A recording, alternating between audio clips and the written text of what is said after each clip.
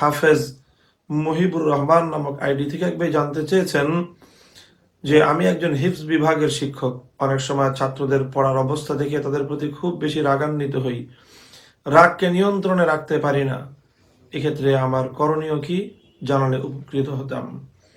হাফেজ মহিবুর রহমান ভাই, আপনি যেই প্রশ্নটি করেছেন এটি অত্যন্ত স্পর্শকাতর একটি বিষয়, যে বিশেষ করে যখন শিশুদেরকে শিক্ষকতা করতে হয়, শিশুদের শিক্ষকতা করার সময় শিশুদের নানা আচার আচরণে অনেক সময় মানুষের মধ্যে বিরক্তির উদ্ভব হতে পারে। বিশেষ করে হিফজ বিভাগের শিক্ষার্থীদের তাদের নানা ধরনের আচার আচরণে শিক্ষক হিসেবে কখনই বিরক্তির ভাব আসতে পারে, রাগের ভাব তৈরি হতে পারে। কিন্তু সেক্ষেত্রে অবশ্যই অনেক বেশি সতর্কতা অবলম্বন করা জরুরি। কোনো মানুষকে ব্যক্তিগত রাগ এবং ক্ষোভের বশবর্তী হয়ে আক্রমণ করা, আঘাত করা, এটি কোনো ব্যক্তির জন্যই হালাল এবং বৈধ হতে পারে না।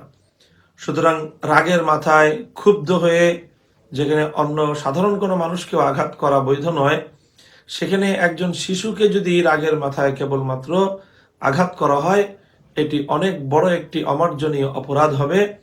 এবং একজন শিশু তার উপর এই অন্যায় আচরণ এবং রাগ এবং ক্ষোভের বহিঃপ্রকাশ ঘটানো এবং তাকে আঘাত করে নিজের রাগ প্রশমন করা, এটা কোনোভাবেই একজন শিক্ষক বা একজন কোরআনের হাফেজ বা একজন আলেম তো দূরের কথা, এটি কোনো মানবিক আচরণ হতে পারে না এবং ইসলামের দৃষ্টিতে এর কোনো সুযোগ নেই এবং এর কোনো বৈধতা নেই। সুতরাং প্রথম কথা হলো, কখনোই কোনো শিক্ষার্থীকে, কোনো ছাত্রকে রাগান্বিত হয়ে প্রহার করা যাবে না। এমনকি রাগের মাথায়ও যখন মানুষ রাগত অবস্থায় থাকে, তখন তার নিজের কার্যকলাপের ব্যাপারে নিজেরাই নিয়ন্ত্রণ প্রতিষ্ঠিত থাকে না। রাগের মাথায় মানুষ এমন অনেক কিছু করে বসে, এমন অনেক আচরণ করে বসে, এমন অনেক কথা বলে বসে, এমন অনেক কাজ করে বসে, যেটার জন্য পরবর্তীতে সে নিজেই লজ্জিত হয়। কাজে এই জন্য রাগত অবস্থায় প্রথম কথা তো হলো এই যে শিশু সন্তানদের উপর এভাবে রাগ করারই বা কি অধিকার রয়েছে? যারা কোরআন শিক্ষা করতে এসেছে, আল্লাহর দ্বীন শিখতে এসেছে, তাদের চেয়ে উত্তম কোনো কাজ তো আর পৃথিবীতে নেই। সুতরাং যারা পবিত্র কোরআনে পাকের শিক্ষা গ্রহণ করতে এসেছে, তাদের উপরে রাগান্বিত হওয়ার কোনো সুযোগ নেই। তবে হ্যাঁ, যদি তারা কোনো ত্রুটি করে তাহলে তাদের সংশোধন করতে হবে। সংশোধন করা এক জিনিস, রাগান্বিত হওয়া ভিন্ন জিনিস, ক্ষুব্ধ হওয়া ভিন্ন জিনিস। যিনি ক্ষুব্ধ হন, যিনি রাগান্বিত হন, তার দ্বারা সংশোধনের কাজ কি করে হতে পারে? কাজে এক্ষেত্রে তুহিন কথা হলো এই যে শিশুদের উপর কোনোভাবেই রাগান্বিত হয়ে রাগ অথবা ক্ষোভ প্রশমন করা কোনোভাবেই ইসলামী শরিয়ার আলোকে বৈধ হতে পারে না। এমনকি মানবিকতার দৃষ্টিকোণ থেকেও এর কোনো সুযোগ থাকতে পারে না। সুতরাং আপনি যে পরামর্শ জানতে চেয়েছেন যে রাগ উঠলে কি করণীয়, প্রিয় দর্শক, এক্ষেত্রে আমরা যেটা করতে পারি, বিশেষ করে বিভিন্ন হিফজ বিভাগের শিক্ষক যারা রয়েছেন, হাফেজ মহিবুর রহমান ভাই সহ, তাদের সকলের প্রতি আমাদের পরামর্শ থাকবে। প্রথম কথা তো হলো এই যে এই বিষয়টিকে নির্ধারিত করে নিতে হবে, অবশ্য করণীয় হিসেবে সাব্যস্ত করতে হবে যে কোনো শিশুর গায়ে কখনোই রাগত অবস্থায় হাত তুলবেন না, কোনোভাবেই তাকে কোনো শাসন করবেন না, কোনো ব্যাঘাত করবেন না। তবে হ্যাঁ, যখন রাগ প্রশমিত হয়ে স্বাভাবিক অবস্থা বিরাজমান থাকে, তখন যদি শিশুর জন্য, ছাত্রের জন্য কল্যাণকর মনে হয় যে তাকে সামান্য প্রহার করলে অথবা তাকে সামান্য শাসন করলে এটা তার পড়ালেখার জন্য উপকার হবে এবং সেটা কখনোই নিজের রাগ প্রশমন করার উদ্দেশ্যে হবে না, তাহলে সেই ক্ষেত্রে তাদেরকে ইসলামী শরীয়তের সীমারেখার মধ্যে থেকে তাদেরকে প্রহার করা যাবে। সেই প্রহার করার জন্যও এখানে করণীয় হলো এই যে রাসূল সাল্লাল্লাহু আলাইহি ওয়াসাল্লাম মানুষকে, যাদেরকে কখনো জীবনে কোনো প্রয়োজনে আঘাত করেছেন, সেজন্য আল্লাহ পাক রব্বুল আলামিনের কাছে রাসূল আকরাম সাল্লাল্লাহু আলাইহি ওয়াসাল্লাম ক্ষমা প্রার্থনা করেছেন এবং যাদেরকে এভাবে জীবনে কখনো কোনো কারণে প্রহার করেছেন, আঘাত করেছেন, তাদেরকে যেন আল্লাহ পাক উত্তম বিনিময় দান করেন, সেজন্য দোয়া করেছেন। কাজে এই জন্য যদি কেউ কোনো ছাত্রকে, কোনো শিশুকে, কোনো শিক্ষার্থীকে যদি আঘাত করতে হয়, তাহলে আঘাত করার পূর্বে অবশ্যই এই আঘাতের দ্বারা যেন তার সংশোধন হয়, এই আঘাতটি যেন তার জন্য কল্যাণকর হয়, সেজন্য দোয়া করে তারপরে তাকে শান্তশিষ্টভাবে তাকে শাসন করবে। এটি হলো দ্বিতীয় বিষয়।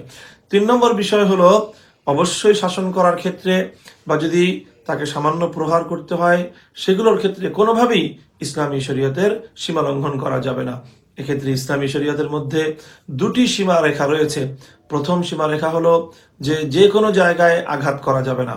শরীরের যে সকল অঙ্গগুলোতে আঘাত করলে গুরুতর কোনো বিপদ ঘটতে পারে সেই ধরনের সেনসিটিভ কোনো অঙ্গে আঘাত করা যাবে না। মুখমণ্ডলে আঘাত করা যাবে না। কোনো মানুষকে মুখমণ্ডলে আঘাত করতে স্পষ্টভাবে নিষেধ করা হয়েছে। তাহলে মুখমণ্ডলে আঘাত করা যাবে না, সেনসিটিভ কোনো অঙ্গে আঘাত করা যাবে না যার দ্বারা বিপদ উঠতে পারে, বিপত্তি হতে পারে, তো সেখানে আঘাত করা যাবে না। একটা হলো প্রথম সীমারেখা। দ্বিতীয় সীমারেখা হলো আঘাত কতটুকু করতে পারবে, আঘাতের মাত্রাও নির্ধারণ করে দেওয়া হয়েছে বিভিন্ন হাদিসের মধ্যে। আঘাতের ক্ষেত্রে আল্লাহ রাসূল সাল্লাল্লাহু আলাইহি সাল্লাম বলেছেন গায়রা মুবাররিজিন, অর্থাৎ এতটুকু আঘাত করা যাবে যতটুকু আঘাতে কোনোভাবেই শরীরের মধ্যে স্পট না হয়ে যায়, দাগ না পড়ে যায়, শরীরের মধ্যে কোনো ক্ষত চিহ্ন তৈরি না হয়।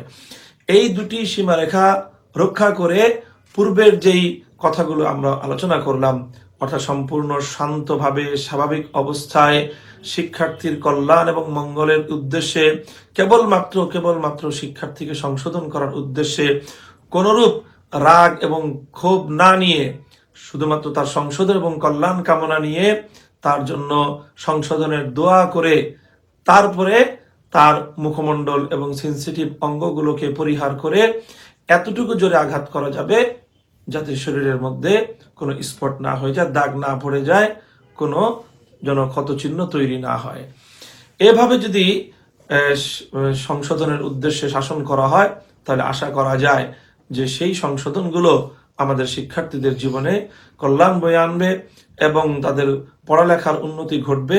অন্যথায় এই ধরনের শরিয়া বিবর্জিত সুন্নাহ পরিপন্থী কোনো শাসন কোনোদিন কোনো শিক্ষার্থীর জন্য কল্যাণকর হতে পারে না, আর কোনো শিক্ষকের জন্য তো প্রশ্নই আসে না। এভাবে শিশুদের উপর অন্যায় যদি কেউ করে, শিশুদের উপর অন্যায়, এটা অনেক বড় একটি অপরাধ। এটার দ্বারা শিশুর অধিকার ক্ষুণ্ণ হয় এবং যার অধিকার সে আদায় করার মতো শক্তি সামর্থ্য রাখে না, তার অধিকার যখন ক্ষুণ্ণ করা হয় তখন সেটা সরাসরি আল্লাহ পাক রব্বুল আলামিনের প্রতি উত্তর এবং আল্লাহর পক্ষ থেকে এর প্রতিশোধের একটা ভয়াবহ পরিস্থিতি তৈরি হতে পারে। এজন্য এই বিষয়ে আমাদের সকলেরই অবশ্যই অনেক বেশি সতর্কতা অবলম্বন করা জরুরি।